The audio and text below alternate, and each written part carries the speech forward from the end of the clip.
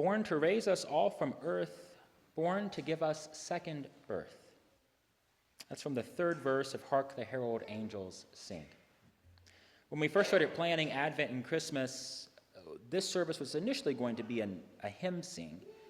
And then over a few more conversations, it shifted away from that idea, not because we thought it was bad, but rather because it just wasn't what we felt called to do anymore. Of course, we did sing a few more verses of In the Bleak Midwinter this morning, so we were able to add in a bit more of those Christmas songs into our service, right? But we decided that it might be more important to sit in the full season of Christmas, talk about all 12 days as a sort of counterbalance and counter-narrative to a world and an economic system that is already moving on. If you go to Publix or Walmart or Target, there are already Easter eggs on the shelves in some of those stores.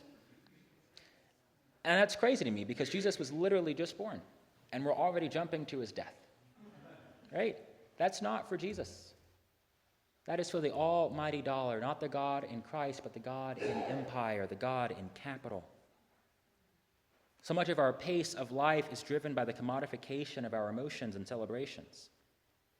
Every single holiday on the regular calendar is punctuated by a deep discount or a one-time financing offer. When people say it doesn't feel like Christmas, they often mean it in the material and the financial sense, right? I didn't get the thing that I wanted, or this thing cost too much, so I didn't get to buy it. Yeah. Just like everybody wants to rush through Advent, we often want to rush through Christmas too. We have made 12 days into one day. A bit more if you have families spread around and you travel to each of them, but you get the gist. We have shortened this into a very cut and dry thing.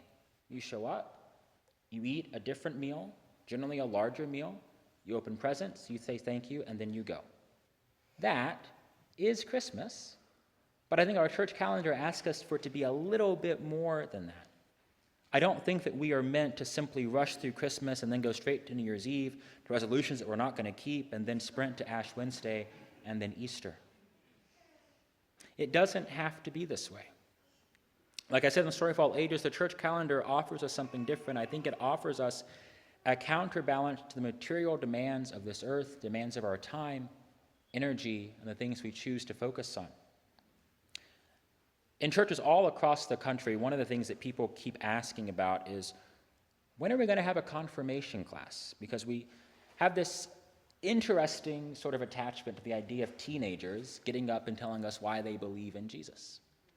And I think it's important, but I also wonder, seriously, for those kids, what are we confirming them into? For their entire lives, they've seen a church that in media, in film, is often abusive, often rude, racist, misogynist, homophobic. They keep, even when they attend churches like this, the churches in most often seen in media are not this theology, not this presentation, not this idea of God. So when we ask, when are we having confirmation, I wonder if we could ask those kids instead, what is it that you wish you were going to be confirmed in? That you wish you could affirm in getting up before a congregation of people and talking about God? About 4 or 5 years ago now, at the second church I was at outside of Boston, United Parish in Brookline, we had a confirmation class. We had 4 teenagers who went through 6 or 7 months of confirmation. At the end of it, they got up and said, "We don't want to join this church." Yeah, kind of weird. A lot of people were deeply uncomfortable. The ministers and staff, not so much, because we'd spent time with them. We'd understood their frustrations, their sadness, their despair, their doubt. We understood how it just felt weird to get up and affirm a thing they didn't even remember, their baptism. But here's what they also told us, and I think I've told you all this before. Because they weren't going to give us a statement of faith, they weren't going to tell us why they joined the church, we asked them instead to tell us if there was anything meaningful about what we did in the life of the church. Of the 4 of them, all 3 said, "It's the calendar. I have noticed how the colors change. I have noticed how your themes are different. I have noticed how your stoles change too. It's the calendar, because it tells me a different kind of story." Think about that. So many churches spend all this time talking about whether or not the kids have learned about Moses or Abraham or Noah, wondering if they understand what happened in the earliest stories of this faith, and yet for these teenagers who said, "I'm not going to join the church," What mattered most to them about what the church could offer was a different kind of calendar, a different way to engage in life. And I think that matters, and I think, too, that they are right. Because with our calendar, we get to journey with Jesus. It's more than just Christmas Eve. It's more than just Christmas Day. Right? We had 200 people in this room on Christmas Eve. There are not 200 people here this morning. That's not just a central thing. That's a church all over the country thing. There are churches that aren't even holding services today because they've decided that this Sunday is a Sunday, just not one you should spend talking about the good news. That's okay. I really am not judging them. It's a choice that every church has to make based upon their context. But it's an interesting choice all the same, because that's a choice made, I think, for the accommodation of our regular calendar, not in the acknowledgement or affirmation of the calendar of our faith. In the story that Grant read for us today, we meet Mary and Joseph going to the temple for purification and to make an offering to God. Now, you might miss this or might not note its significance, but all they give are 2 turtle doves. We know from the book of Leviticus that that's only allowed if you cannot afford to give a lamb. This is important for our story because Mary and Joseph are poor. It matters that we know that they are poor. There's been a lot of conversation in the past month or so, this year and in years past, about whether or not Jesus and his family were refugees. And I don't think that really has to matter for us to still note that what we get front and center is that his family was poor. We can add on a whole bunch of other labels if we want to, but first and foremost, what we're given, what we know for a fact, they were poor. They could not afford to bring forward the actual offering demanded by the law. So they had the substitute, an accommodation the law made for folks who weren't quite in the right socioeconomic status. Do you think it matters that we know that Mary and Joseph were a poor couple? I think so. I think it matters that Emmanuel, God with us, came to a poor couple, that he wasn't born to a king, nor to a prince, wasn't clothed in fine linen, or guarded by soldiers. He was born to ordinary people with ordinary lives and an unextraordinary bank account. And yet he was born to them all the same. It matters that we know the family of Jesus was poor because there are poor people in our midst. Because there are people who cannot afford midwives or the cost of labor and delivery. It matters that we know that his family was poor because in a world that often asks too much of us, it's a reminder that God will be glad with what we are genuinely able to offer and to give. Holding on to that kind of reality, that kind of story, that kind of truth is a counterbalance in a world that often doesn't consider nor even want to imagine that we can do life differently. In this season of the Incarnation, how might we approach life differently? In the church year, the new year has already begun. That happened right after Thanksgiving. So I'm not asking you to make a resolution. I'm asking you to be open to the movement of the Spirit and a journey with Christ. This is the beginning. This is the only time that we really get to sit with all of the Christmas story. And I got to be honest with y'all. Sometimes I think that we place too much emphasis on the death of Jesus, such that his birth doesn't seem to matter at all. It becomes a sort of course God came to earth in human form, as the baby of a human man and woman. Something that we almost take for granted, which is wild to me because it's a story that is still really hard to believe. Here's Rachel Held Evans on that kind of wild belief. She says, "It is nearly impossible to believe. God shrinking down to the size of a zygote implanted in the soft lining of a woman's womb. God growing fingers and toes. God kicking and hiccuping in utero. God inching down the birth canal and entering this world covered in blood. God crying out in hunger. God reaching for his mother's breast. God totally relaxed, eyes closed, his chubby little arms raised over his head in a posture of complete and utter trust. God resting in his mother's lap. On the days and nights when I believe the story that we call Christianity, I cannot entirely make sense of the storyline. God trusted God's very self totally, completely, and in full bodily form, to the care of a woman. God needed women for survival. Before Jesus fed us with the bread and the wine, the body and the blood, Jesus himself needed to be fed by a woman. He needed a woman to say, "This is my body given for you." Yes, my siblings, this is my body given for you. Long before Christ offers that meal of grain and vine, his mother offers herself. A poor woman, her poor husband, under the boot of empire, offering only what they can in service to God. In our faith, we harp a lot on the death of Jesus. We often present the idea that Jesus died to save us. I'll be honest with you, that's atonement theology, something that I'm still moving through and working with, and perhaps you are clear-cut in your beliefs, and perhaps some of you are questioning and have doubts too. But of this I am certain: Jesus also lived to save us. And all too often, I think that we Christians, people who follow Jesus, people who are questioning, considering, wondering about Jesus, people who don't know what we're doing but still show up here on a Sunday morning, I think all too often we live as though Christ never did. We hear a poor person begging for money, and we look the other way.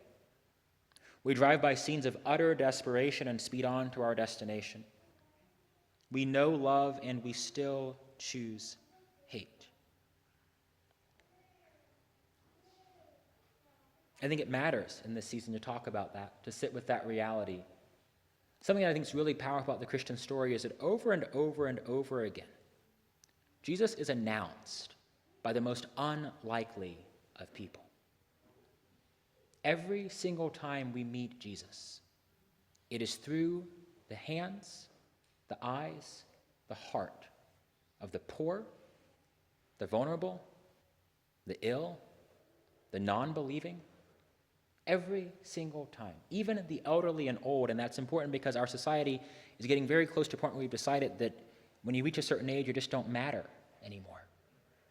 And so I think it matters even more that we note that in this story that Grant read for us this morning, in this gospel narrative, Anna, a prophet whose words we do not know, whose age we can kind of guess, she's at least 84 years old. She has spent her life in a temple.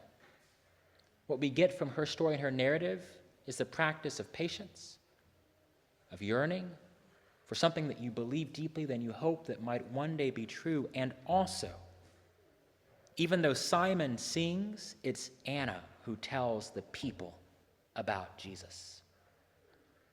We get Simon's song, we get this beautiful poetry about who Jesus might one day be, but it's Anna, the prophet Anna, whose words, again, we do not know. It's from her that we actually are told about Jesus.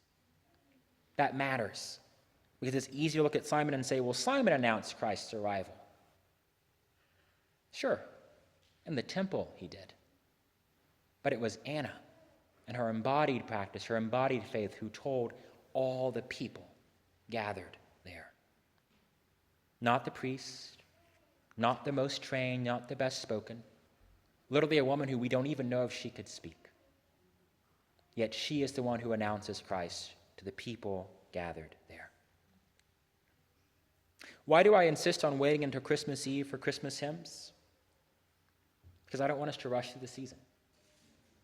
Because if we had skipped this Sunday, if we had chosen to do what some churches did and have it be a pajama day or a movie day or a party day, it'd be fun. It would draw people in the door. We'd say attendance looked great. But we wouldn't talk about this story. We wouldn't talk about the fact that Mary and Joseph were poor as dirt.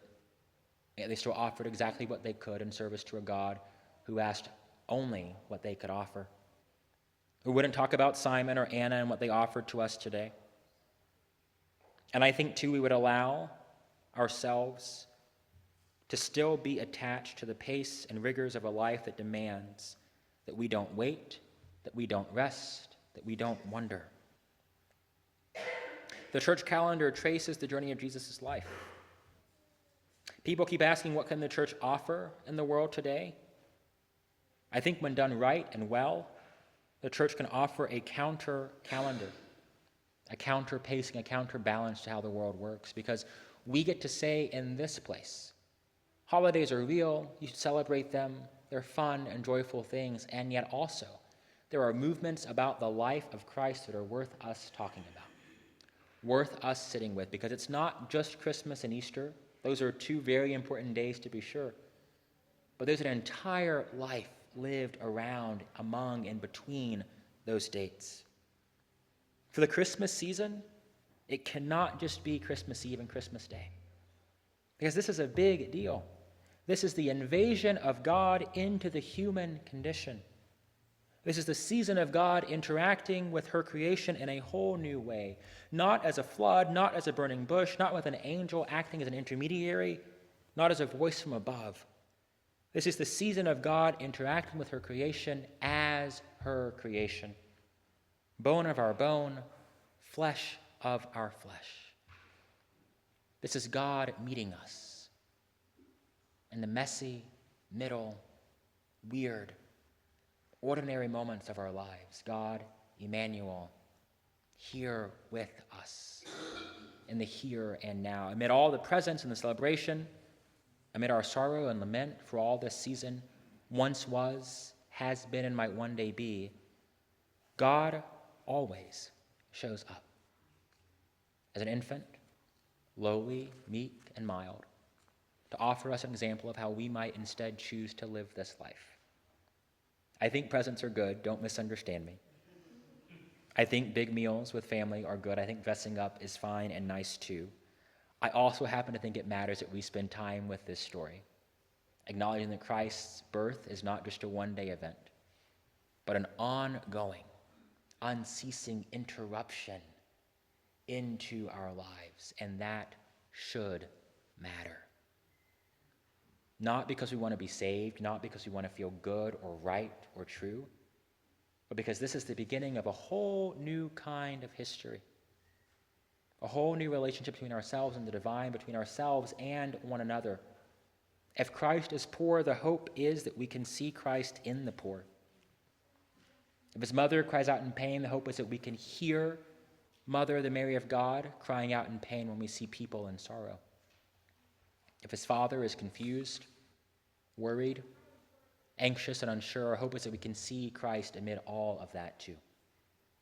So for this Christmas season, I think, yes, open all the presents you've got, eat all the good food, put on all the nice clothes, and also remember the reason for this season.